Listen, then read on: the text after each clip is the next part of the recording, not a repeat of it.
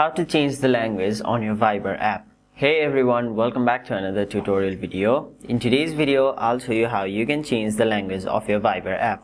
So the first thing you want to do is simply open your Viber app. And now make sure you are logged into your Viber account, and once you've done that, tap on the More option on the bottom right corner of your screen.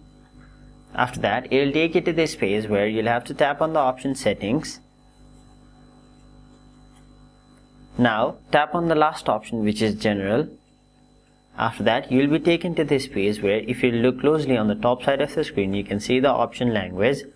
Currently mine is set to English, so if you want to change your language to anything else than English, you can simply scroll down and then choose your language. After you've selected your language, simply tap on this tick icon on the top right corner of your screen, and there you have it. You have successfully changed the language of your Viber account or app.